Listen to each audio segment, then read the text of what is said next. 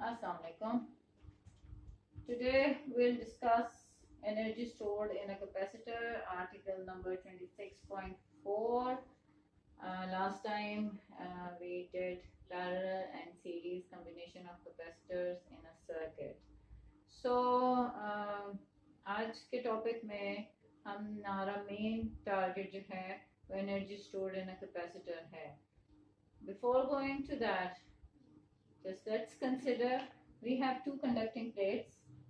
These two are the conducting plates, and one plate is positively charged and the other plate is negatively charged. The charge on positive plate is sigma A plus sigma A because we are considering the positive charge, and charge on the negative plate is minus sigma A because we are considering the negative charge. So this negative sign indicates that the charge is negative over here.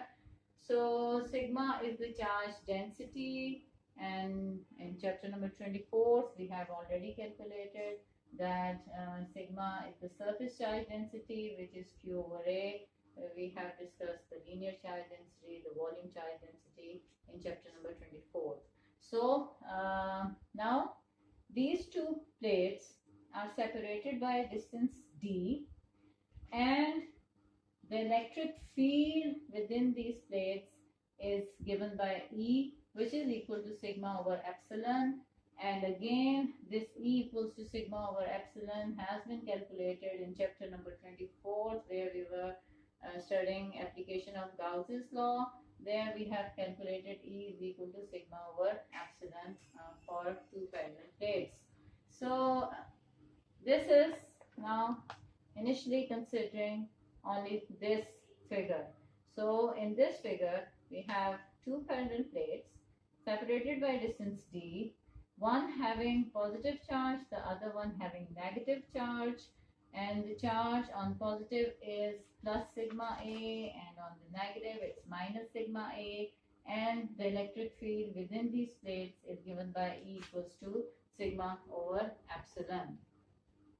Now what we will do is that suppose I want to move this plate upward and I have to perform some work in pushing this plate upward through a certain distance x.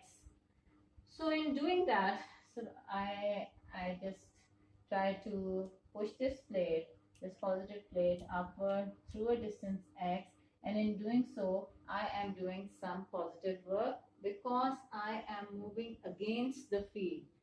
Positive, negative, obviously they will attract each other.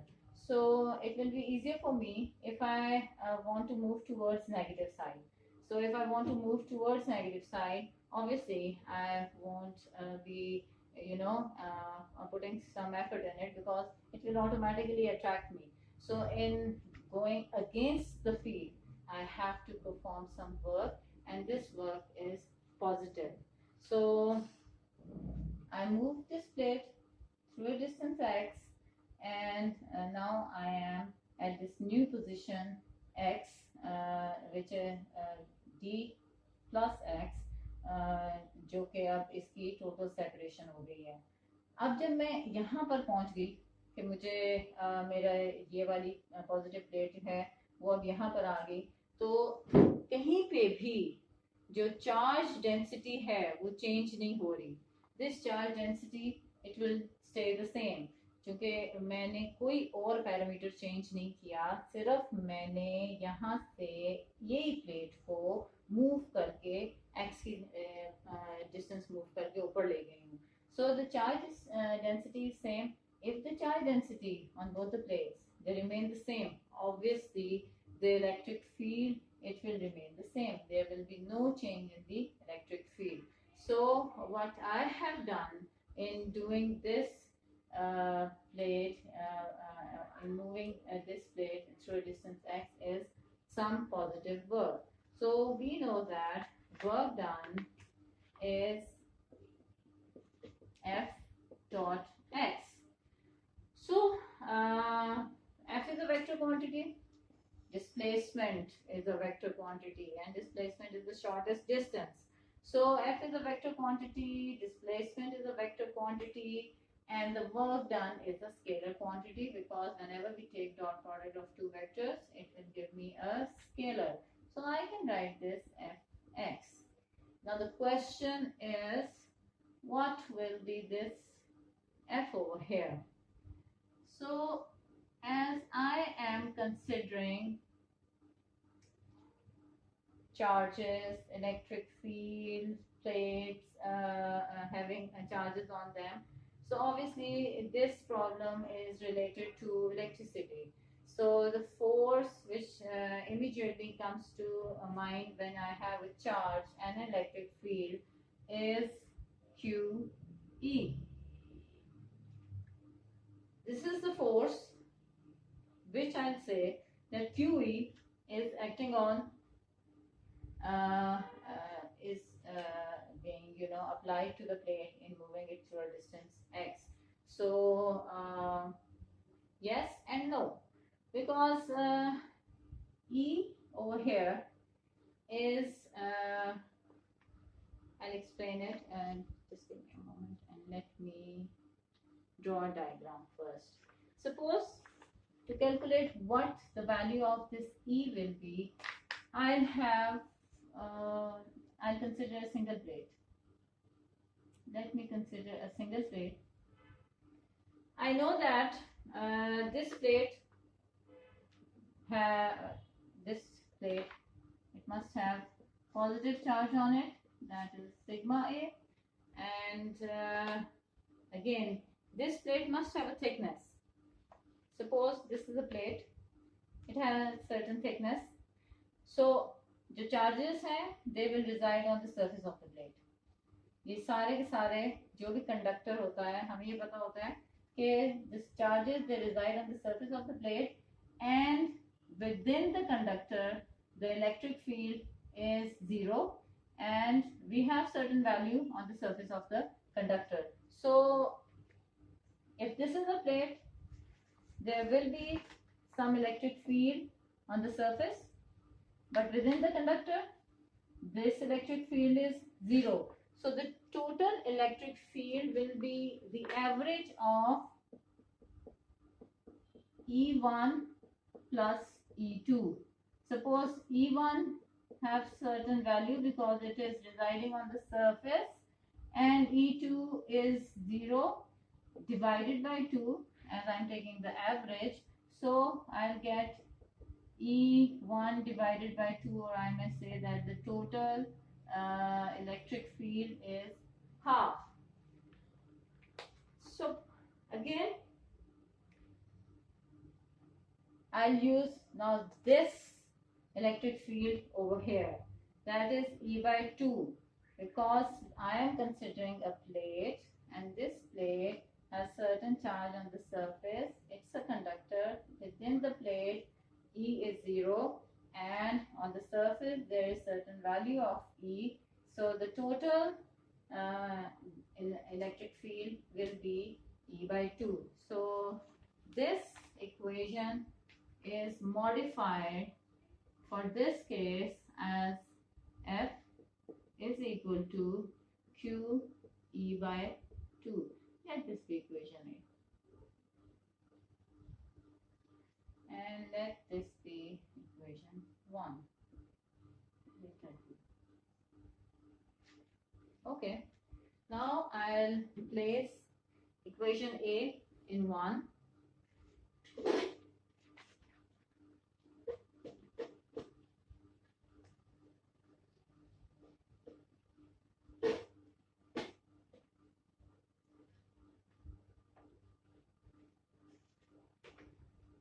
Putting equation A in 1. So W will be equal to 1 by 2 Q E dot X. Also from the figure I can see that my Q is equal to sigma A. So I can replace this Q over here. I'll be getting 1 by 2 sigma A E dot X. Now, if I multiply and divide the right hand side with epsilon, so I may get another E over here. So I dividing and multiplying right hand side by epsilon. So I'll be getting W equals to 1 over 2 sigma over epsilon A E epsilon naught x. So this sigma over epsilon is E. So I can replace this over here with E. Sorry, I have a small board, so I have to rub it again and again. It's not like this now. Okay, now what I get is W is equal to 1 over 2 sigma over epsilon. Okay, let's stop this. 1 over 2 A.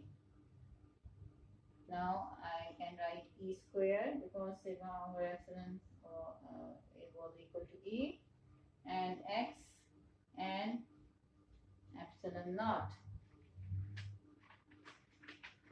where this is the area, this corresponds to the distance, and this is the constant, and this is the electric field. So if you know these parameters, you can find the work done in moving the plate from one point to another point. Now from this equation, if I consider this and this, what A dot x will give me? A dot x will give me a volume. This is the volume which I'll achieve in moving this plate from this point to this point. That is by moving this plate upward through a distance x, and I'll get this new volume, that is A dot x. I can achieve this if I move the plate downward, then that volume will have certainly a different value.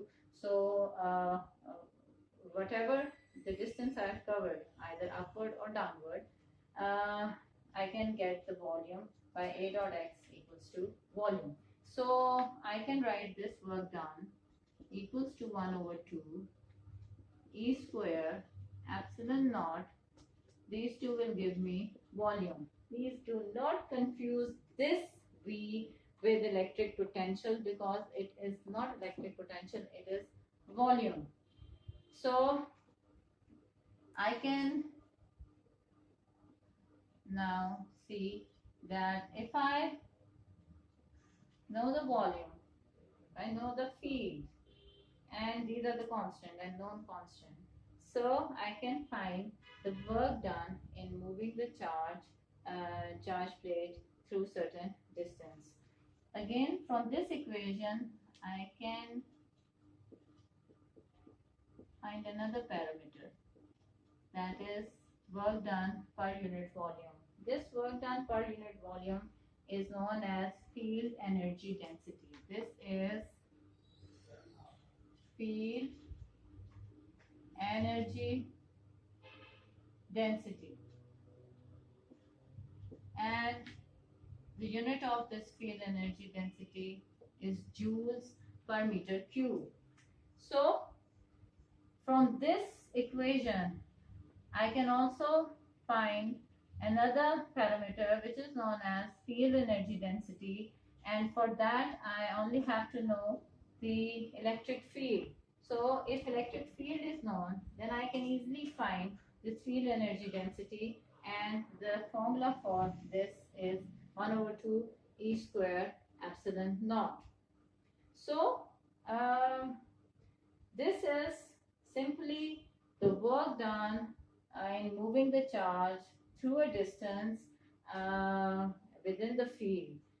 Now what I'll do is, if you remember the last chapter that we have done for electric potential energy and electric potential difference, electric potential.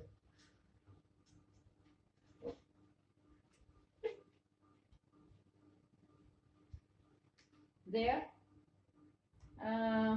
as discussed in the last chapter, that is chapter number 25, work done in our case, that is in electricity, will be represented by U. And now I will replace the W with this U, and I will write U equals to 1 by 2 epsilon naught E square dV, all space, where dV is the change in volume. This dV corresponds to the change in volume. This integral is quite easy to solve because we have E equals to 0 within the conductor, and only we are left with one effective E, that is because of the charges on the surface of the conductor. So we can easily solve this integral, and we will get U equals to 1 by 2 epsilon naught E square V. I can replace this E by sigma over epsilon naught, and I can replace this V by A dot X, where X was the distance that we have covered in moving the blade upward. Usually in most of the books this X is represented by D, so I think I'll use D over here so that there will be no confusion. So this D or this X is basically the separation between the plates, so I get this volume equals to AD. Now solving it, simplifying it, 1 over 2 epsilon and this sigma square over epsilon naught square A dot D, this is cancelled, so I'll get sigma square over epsilon naught A D or U. Now from here, can I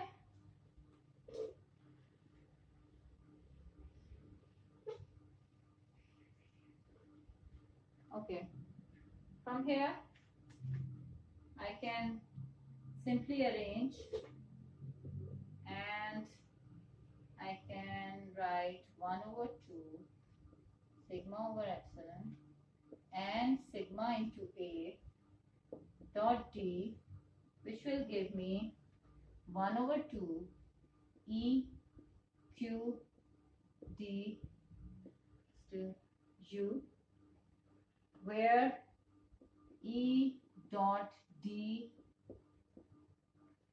now what will this E dot D will be? This will be V. Now this V is not the volume. Remember when we used to calculate E in the previous chapter, we had this potential, electric potential divided by the distance. So from here I have written E dot D equals to V, so this will give me U equals to 1 over 2 Q into V, where this V is the electric potential. Now this is the formula which will be used to find the energy stored in a capacitor. Also, we play with this, yes, we don't have capacitor in here, we can replace it. So either this, or we know that U is equal to 1 over 2 CV square, where Q is replaced by CV, or if you want to replace V, then we have U is equal to 1 over 2 Q square over C. So these are the formulas, and the one which I have already is 1 over 2 QV. These are the formulas which we can use to find the energy stored in a capacitor.